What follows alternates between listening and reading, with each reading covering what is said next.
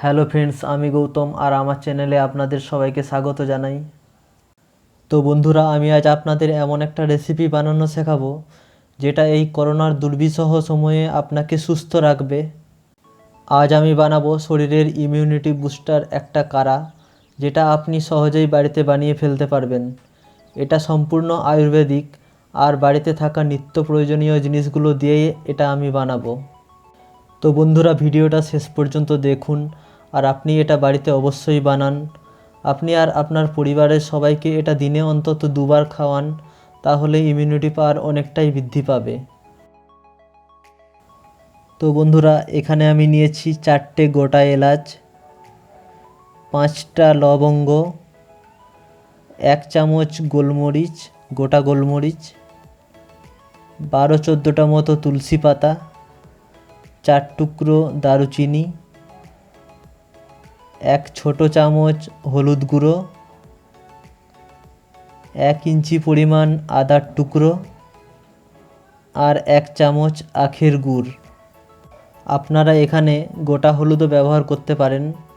আমার কাছে গোটা হলুদ অ্যাভেলেবেল ছিল না, তার জন্য গুঁড়ো হলুদ নিয়েছি। সব শুকনো উপকরণগুলো থেতলে নিয়েছি আর আদাটাও আমি থেতলে নিয়েছি যেন কাড়ার সাথে ভালোভাবে মিশে যায়। আমি একটা সসপ্যান নিয়ে নিয়েছি। এখানে আমি 4 কাপ মতো জল নেব, কারণ আমি 3 কাপ মতো কাড়া বানাতে চাই। 4 কাপ জল মোটামুটি 15 মিনিট মতো ফোটাবো, 3 কাপ কাড়া দাঁড়াবে। জলটা মোটামুটি গরম হয়ে এসেছে। এবার আমি থেতলে রাখা শুকনো উপকরণগুলো দিয়ে দেবো। থেতলে রাখা আদাটাও আমি দিয়ে দিলাম। এখন আমি তুলসী পাতা আর হলুদ গুঁড়োটা দিয়ে দেবো।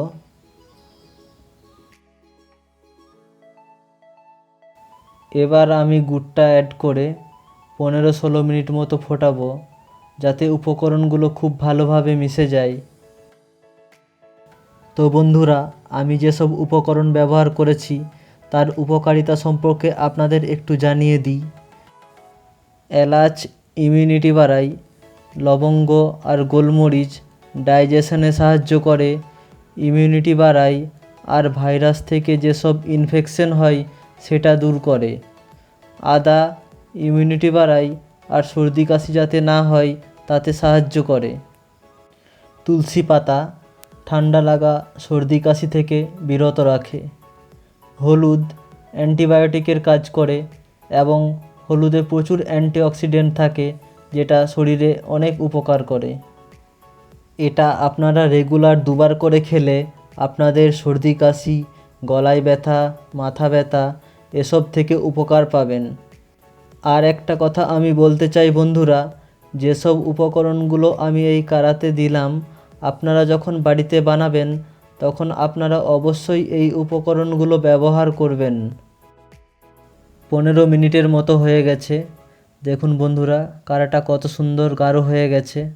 এবার আমি গ্যাসের ফ্লেমটা অফ করে দেবো। তো বন্ধুরা, আমার কাড়া পুরো রেডি হয়ে গেছে। এবার আমি ছাঁকনি দিয়ে ছেঁকে নেব, তারপর সার্ভ করব। এই রকম নতুন নতুন ভিডিও পাওয়ার জন্য আমার চ্যানেলটা লাইক করুন, শেয়ার করুন, সাবস্ক্রাইব করুন। তো বন্ধুরা, দেখা হচ্ছে পরের ভিডিওয়। ভালো থাকুন, সুস্থ থাকুন।